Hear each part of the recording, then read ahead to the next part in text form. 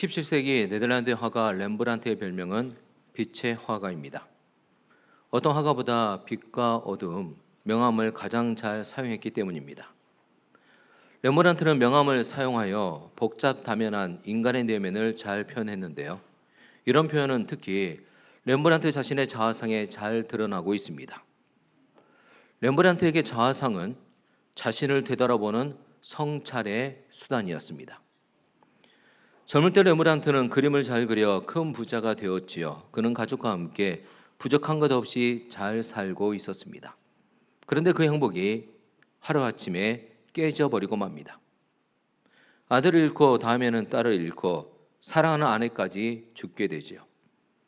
렘브란트는 붓을 내던지고 시리에 빠져 지내게 됩니다. 이 시기에 렘브란트의 자화상을 보게 되면 궁핍한 생활 때문에 얼굴이 푸석푸석합니다. 그가 겪고 있는 괴로움과 고통이 그의 얼굴에 그대로 드러나고 있지요. 이처럼 우리 마음의 상태는 얼굴로 드러납니다. 그래서 잠언 27장에서 이렇게 말씀하고 있습니다. 물이 얼굴을 비추듯 얼굴은 마음을 비춘다. 마음의 상태가 얼굴로 드러난다는 거지요. 우리 얼굴에는 무려 80여 개의 근육이 있어서 7,000가지 이상의 표정을 만들어낼 수 있다고 합니다. 그래서 얼굴을 마음의 거울이라고 합니다. 그 사람의 마음을 비춰주는 거울이라는 거지요. 얼굴이라는 단어만을 봐도 얼은 영혼을 의미하고 굴은 통로를 뜻합니다. 얼굴이란 영혼이 들락날락거리는 통로라는 거죠. 이런 우리 얼굴은 우리 마음의 상태에 따라 달라집니다. 내 속사람의 상태가 얼굴에 드러난다는 거죠. 늘 긍정적이고 감사하는 마음으로 영혼을 가꾼 사람의 얼굴은 부드럽고 편안한 통로가 됩니다. 하지만 늘 불만과 욕심을 품고 산 사람의 얼굴은 어둡고 날카로운 통로가 됩니다. 사랑하는 성도 여러분, 지금 내 얼굴은 어떤 상태입니까? 딱 두 분이 옆 사람 얼굴을 봤는데요. 자기 얼굴을 보시길 바랍니다. 나이가 들면 우리 겉사람은 쇠약해져 갑니다. 얼굴은 늙어 피부는 부석해지고 주름살은 많아지고 깊어집니다. 이런 경우 아무리 비싼 화장품을 사용해도 용모 관리가 제대로 되지 않습니다. 육체적인 얼굴 관리가 잘 되지 않는다는 겁니다. 그럼 어떻게 해야 됩니까? 포기해야 됩니까? 표정 관리를 잘하면 됩니다. 예, 이제 옆 사람 얼굴 보시길 바랍니다. 이때는 표정 관리하면서 웃으면서 보셔야 됩니다. 사람의 마음 상태가 얼굴에 나타나게 되는데 이것을 표정이라고 합니다. 밝은 표정, 행복한 표정은 모두를 행복하게 해주죠. 모임의 분위기 역시 모인 사람들의 표정만 봐도 우리는 쉽게 알 수 있습니다. 이런 표정 관리보다 더 중요한 것이 있습니다. 속사람 관리입니다. 고린도서 4장 말씀을 함께, 우리의 겉사람은 점점 낡아지지만 우리의 속사람은 날마다 새로워지고 있습니다. 어쩔 수 없이 우리의 겉사람은 세월이 갈수록 늙어갈 수밖에 없습니다. 하지만 우리 속사람은 예수님으로 충만하고 말씀으로 충만하고 성령님으로 충만하게 되면 날마다 새로워진다는 겁니다. 예수님을 더욱 닮아간다는 거죠. 미국의 소설가 나다니엘 호선이 쓴 큰바의 얼굴이란 단편 소설의 내용을 소개하겠습니다. 이 단편 소설의 실제 배경은 미국 뉴햄프셔주 프랑코니아 주립공원 내에 있는 산의 노인이란 자연 암석입니다. 안타까운 것은 2003년에 붕괴되어 지금은 이 모습을 볼 수는 없습니다. 이 단편 소설의 내용은 대략 이렇습니다. 남북전쟁 직후 어니스트라는 소녀는 어머니로부터 바위 언덕에 새겨진 큰 바위 얼굴을 닮은 아이가 태어나 훌륭한 인물이 될 것이라는 전설을 듣게 되죠. 어니스트는 커서 그 사람을 꼭 만나봤으면 하는 기대를 가지고 살았습니다. 자신도 어떻게 살아야 큰 바위 얼굴처럼 될까 생각하면서 진실하고 겸손하게 살아갔습니다. 세월이 흐르는 동안 돈 많은 부자, 싸움 잘하는 장군, 말을 잘하는 정치인, 글을 잘 쓰는 시인 등등을 만났으나 큰 바위 얼굴처럼 보이지가 않았습니다. 세월이 흘러 평범한 농부였던 어니스트는 진실과 사랑을 전하는 설교자가 되었습니다. 그러던 어느 날 어니스트의 설교를 듣고 있던 한 시인이 어니스트의 얼굴이 큰바의 얼굴과 닮았다는 것을 깨닫고 소리쳤습니다. 보시오 여러분, 어니스트가 바로 큰바의 얼굴입니다. 성도 여러분, 어니스트가 큰바의 얼굴을 닮게 된 비결은 무엇이라 생각되십니까? 항상 그 얼굴을 바라보고 쉬지 말고 그 얼굴 닮기를 원했고 범사에 그 얼굴처럼 살았기 때문에 가능했던 겁니다. 어니스트는 항상 큰바의 얼굴에 초점을 맞추며 인생을 살아갔기에 큰바의 얼굴을 닮게 되었다는 겁니다. 우리는 누구입니까? 그리스도인들입니다. 우리가 닮아야 할 큰바의 얼굴은 바로 예수 그리스도이십니다. 성도 여러분, 예수님 닮기 원하십니까? 내 속사람이 날로 새로지기를 원하십니까? 내 얼굴에서 은혜가 넘치기를 원하십니까? 그러면 예수님께 초점을 맞추며 살아가십시오. 항상 예수님을 바라보십시오. 쉬지 말고 예수님을 닮기 원하십시오. 범사에 예수님처럼 살아가라고 노력하시길 바랍니다. 그러면 예수님을 닮아가게 되는 거예요. 성경 곳곳에서는 예수님을 닮아가는 것이 우리 모든 그리스도인의 인생 목표임을 우리에게 말해주고 있는데요. 에베소서 4장 말씀을 함께 모든 일에 머리 되신 그리스도를 닮아가야 합니다. 옆에 계신 성도님과 믿음의 다짐을 나눠볼까요? 예수님을 닮아가는 그리스도인이 됩시다. 예수님을 닮아가는 그리스도인이 됩시다. 아멘. 다시 렘브란트 이야기를 나누겠습니다. 렘브란트는 사랑하는 가족을 다 잃었습니다. 아들도 잃었고 딸도 사랑하는 아내까지 잃었습니다. 그래서 그는 시리에 빠져 지내게 되었습니다. 더 이상 그림을 그릴 수가 없었죠. 그런 그가 절망의 끝자락에서 누구를 만났습니다. 부활의 주님을 만난 거예요. 렘브란트는 죽음이 마지막이 아니라는 것을 깨닫게 됩니다. 그리고 다시 붓을 들고 그림을 그리게 됩니다. 그때 렘브란트가 그렸던 그림 중 하나가 1648년에 그린 엠마오의 저녁 식사라는 그림입니다. 렘브란트는 같은 제목의 그림을 이미 20년 전 1628년에 그렸습니다. 같은 제목입니다. 하지만 느낌이 다르죠. 두 작품에서 예수님의 얼굴을 잘 보시길 바랍니다. 1628년에 그린 작품은 예수님의 얼굴에 그늘이 져 있습니다.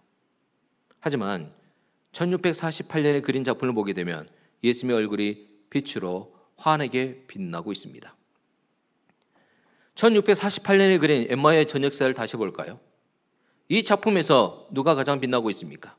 예수님이 가장 빛나고 있습니다.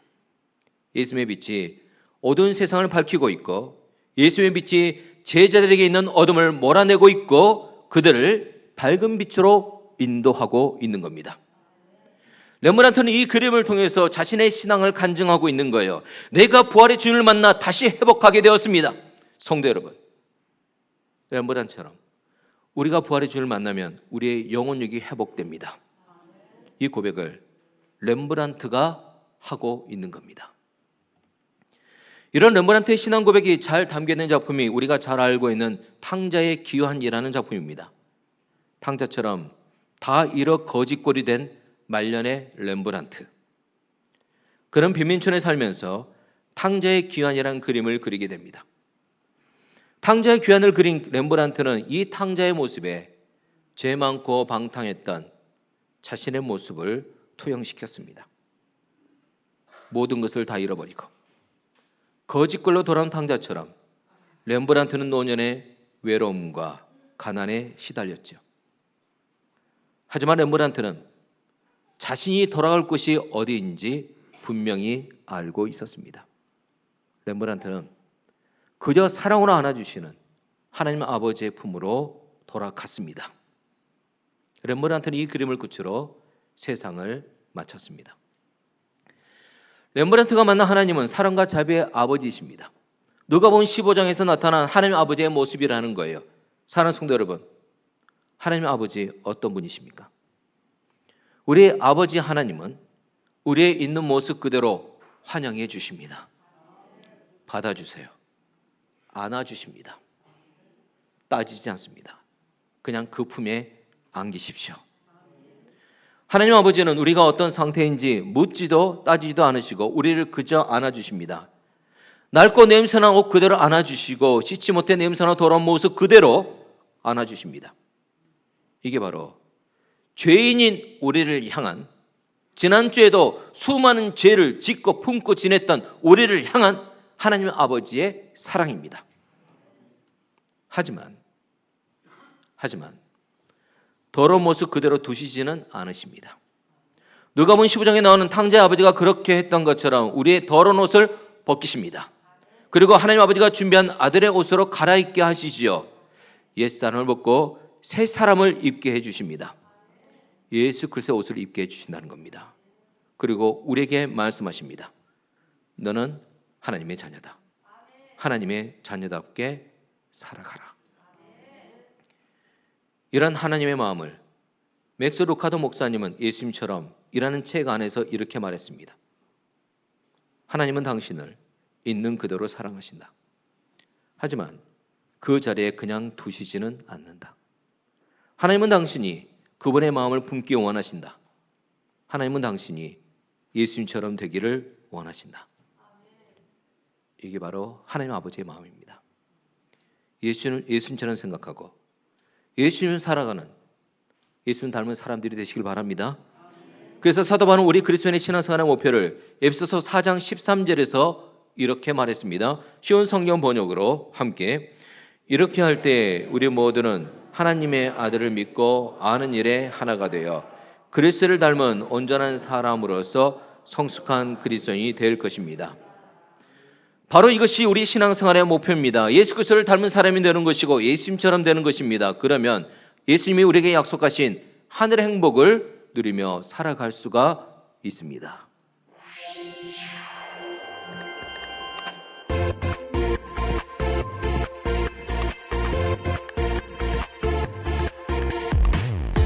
진리이신 하나님 말씀 위에서 예수님의 모습 닮아 살아가리. 예수님처럼 지혜롭고 건강하게 하나님의 사랑 안에 사람들과 사랑 나누며 Like Jesus, 예수님 모습 닮아 살아가리. Like Jesus, 예수님 사랑 닮아 살아가리. Like Jesus, 예수님처럼 세상 바라보고 Like Jesus, 예수님 따라 함께 나가리.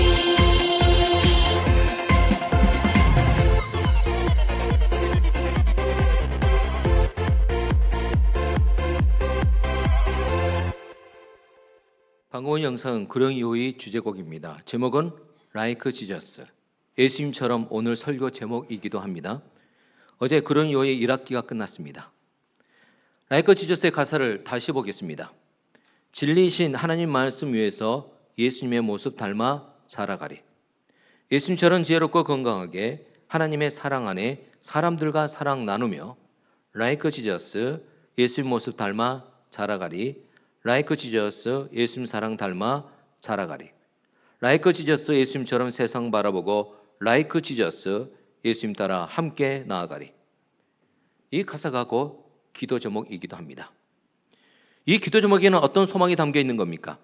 우리 자녀들이 예수님처럼 지혜롭고 사랑스럽게 자랐으면 하는 소망이 담겨 있는 겁니다. 그럼 우리 예수님 어렸을 때 어떻게 자라셨을까요? 예수님의 어린 시절을 볼 수 있는 몇 안 되는 본문 중 하나입니다. 누가복음 2장 40절 말씀입니다. 함께, 아이가 자라며 강하여지고 지혜가 충만하며 하나님의 은혜가 그의 위에 있더라. 예수님은 건강하고 튼튼하게 자랐습니다. 육적으로 건강하게 성장했다는 겁니다. 예수님은 자라며 지혜가 충만했습니다. 지적으로 정신적으로 건강하게 성장했다는 겁니다. 그리고 예수님은 계속해서 자랐습니다. 누가복음 2장 52절 말씀을 함께, 예수는 지혜와 키가 자라가며 하나님과 사람에게 더욱 사랑스러워 가시더라. 우리 예수님 죄와 키가 계속 자랐습니다. 건강하게 성장했습니다. 사랑하는 성도 여러분, 우리 자녀들이 영혼이기 건강한 삶을 살아가기 원합니다. 육신만 건강한 삶이 아니라 마음도 건강하고 영적인 것도 건강한 삶을 살아가기를 기도합니다. 우리 자녀들뿐만 아니라 우리 모든 성도님들도 영혼이기 건강한 삶을 살아가기를 예수님의 이름으로 축원합니다. 예수님처럼 되는 것, 그리스도를 닮아 온전한 사람이 되는 것, 성숙한 그리스도인이 되는 것, 이 모든 것을 합쳐서 영적 성장이라고 합니다. 하나님은 우리가 균형 있게 건강하게 성장하여 온전한 그리스도인, 예수를 닮은 그리스도인이 되기를 원하십니다. 그래야만이 그리스도인의 풍성한 삶을 누리며 살아갈 수 있기 때문입니다. 그럼 어떻게 해야 영적으로 성장할 수 있고 예수님을 닮아갈 수 있는 겁니까? 첫 번째, 은혜 안에 있어야 예수님처럼 예수님 닮은 성숙한 그리스도인이 될 수 있습니다. 누가복음 2장 52절 말씀을 다시 보겠습니다. 우리 예수님은 자랄수록 하나님과 사람에게 더 사랑을 받았습니다. 더욱 사랑스러워 가시더라. 이 단어의 헬라어 원어는 카리스입니다. 카리스, 이 단어가 누가복음 2장 40절 말씀에도 나오고 있습니다. 아이가 자라며 강하여지고 지혜가 충만하며 하나님의 은혜가 그의 위에 있더라. 40절 말씀에서는 은혜로 번역이 되었습니다. 예수님께 하나님의 은혜가 있었기에 자랄수록 하나님과 사람에게 더 사랑을 받았다는 겁니다. 하나님의 은혜가 우리 자녀들 가운데 있길 바랍니다. 그러면 어떻게 해야만이 하나님의 은혜 안에 우리 자녀와 내가 있을 수 있는 겁니까? 잠언 3장 말씀을 보겠습니다. 잠언 3장 말씀에 보게 되면 누가복음 2장 52절 말씀과 같은 말씀이 나오고 있습니다. 4절 말씀입니다. 함께 그리하면 내가 하나님과 사람 앞에서 은총과 귀중히 여김을 받으리라.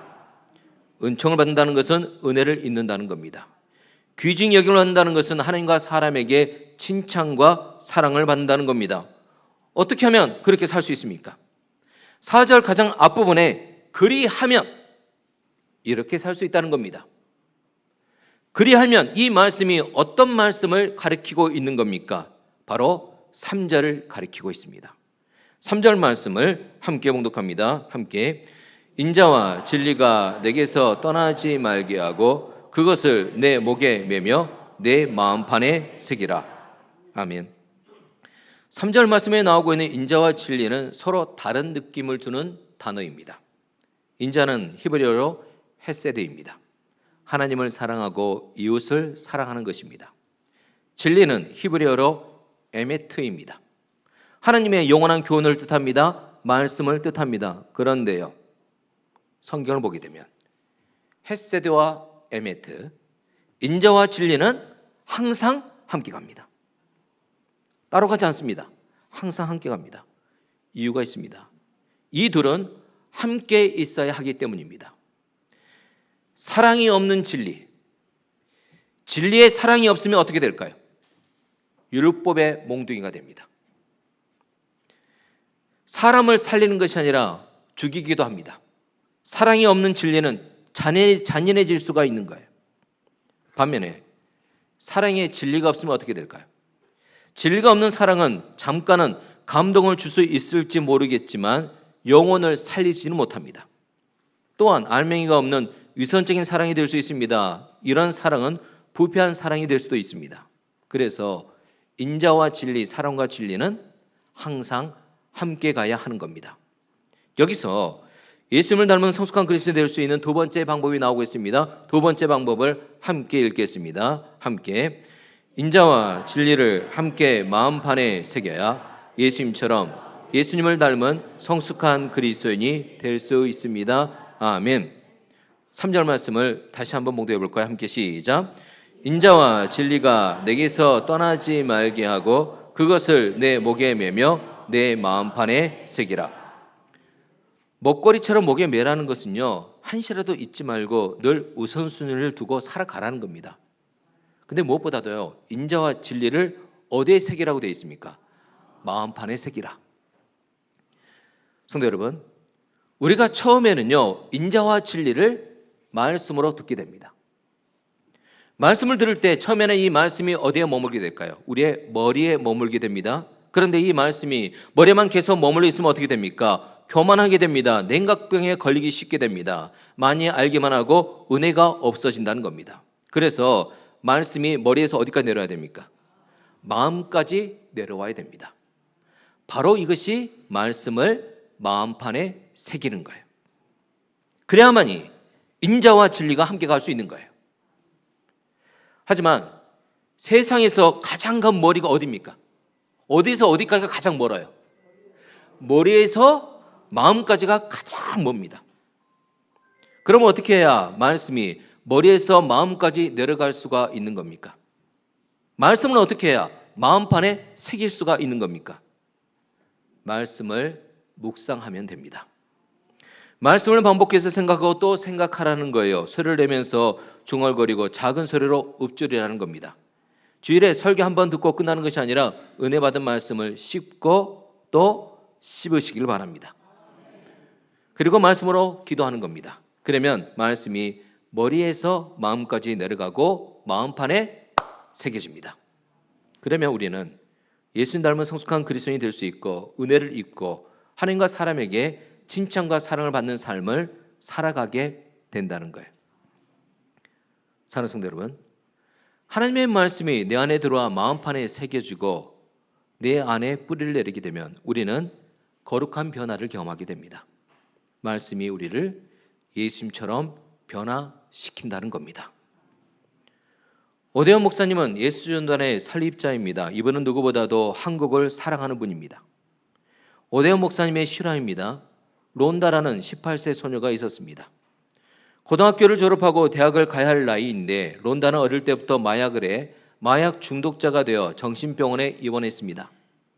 이 소식을 들은 오대원 목사님은 론다가 너무 불쌍했어요. 론다를 돕고 싶어 담당 의사를 찾아가 하나님의 말씀을 들려주고 싶다 했지만 의사는 거절했습니다. 오대원 목사님 포기하지 않고 계속 요청했습니다. 의사는 마지못해 조건을 달면서 허락했지요. 성경은 읽어도 좋지만 무리하게 전도하려고 해서는 안 됩니다. 오대원 목사님은 매일 1시간씩 6개월 동안 찾아가서 론다에게 성경을 읽어주고 읽어줬습니다. 어떻게 됐을까요? 론다의 귀에 말씀이 들자 변화가 일어나기 시작했습니다. 아무런 희망도 없던 론다의 영혼력이 회복되고 치유되기 시작했어요. 생명의 말씀이 심겨지자 변화와 회복이 일어난 겁니다. 마침내 론다는 새 사람이 되었습니다. 바로 이것이 말씀의 능력입니다. 그래서 예수 믿는 사람들이 말씀을 읽고 듣고 그리고 묵상하는 겁니다. 내 마음판에 새기는 거예요. 이런 경험을 한 오대원 목사님은 묵상하는 그리스도인 책에서 하나님의 말씀이 주는 유익을 9가지로 정리했는데요. 하나님의 말씀으로 내 생각이 새로워지고 내 감정이 회복되고 헛된 공상이 비전으로 대치되고 의지의 방향이 바뀝니다. 하나님의 말씀으로 새로운 영향을 공급받고 죄가 억제되고 영이 즐거워지며 몸에 새로운 활력이 생기며 삶이 회복됩니다. 성도 여러분, 말씀으로 이런 유익을 경험할 수 있기를 바랍니다. 그러면 예수님을 닮아가게 됩니다.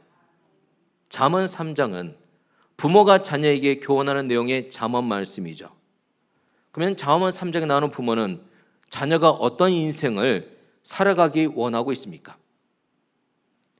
2절 말씀에 보면 오래 살고 성공하는 삶을 살기 원합니다.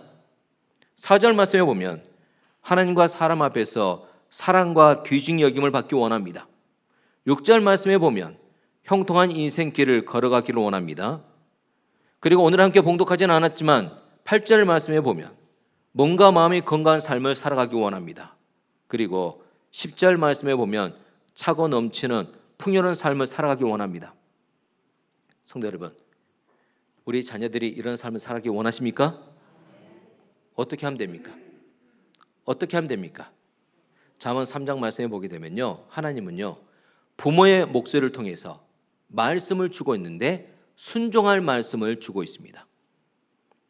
순종해야 복을 받아 누릴 수 있다는 거예요. 그래서 순종할 말씀이 나오고 나서 그에 따른 복이 나옵니다. 이것이 5번 반복되고 있습니다. 순종하면 하나님의 복을 받아 누릴 수 있다는 거예요. 그런데요, 5가지 순종할 말씀을 하나로 압축할 수 있습니다. 하나님을 경외하라. 그래서 3번째, 하나님을 경외해야 예수님처럼 예수님 닮은 성숙한 그리스도인이 될 수 있습니다. 성도 여러분, 하나님을 경외하는 마음이 뿌리라면 예수님을 닮은 삶은 그 뿌리에서 피어나는 꽃과 열매입니다. 하나님을 경외하시길 바랍니다. 하나님의 주권을 인정하고 하나님을 의지하는 삶을 살아가십시오. 그러면 우리 안에서 예수님 닮은 꽃이 피어나고 예수님 닮은 열매가 맺어지게 되어 있습니다. 하나님을 의지하는 것에 대해 레베카 조던이라는 분이 이런 말을 했습니다. 자아의 의지를 버리고 하나님이 주권자임을 깨달아 하나님을 의지해 살겠노라고 선포해 보십시오. 그래야 하나님께서 내 필요를 채워줄 수 있습니다. 하나님의 능력을 의심해서도 안 됩니다. 의지한다는 것은 그저 어린아이처럼 하나님께 마음을 두고 하나님의 손을 잡으며 보이는 것이 아닌 믿음으로 사는 것입니다. 하나님의 은혜로 사는 것입니다. 사랑하는 성도 여러분, 은혜를 입어야만이 예수님처럼 살아갈 수 있습니다.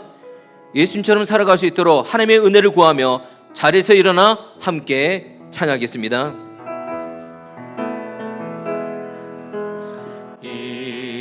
이곳에 생면샘 솟아나 눈물 골짝 지나갈 때에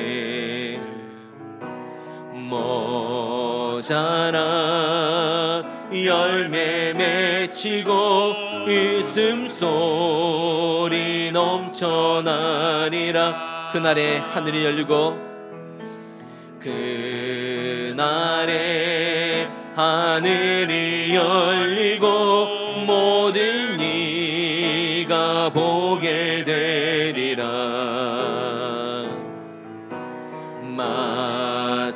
마침내 꽃들이 피고 영광의 주가 오시리라.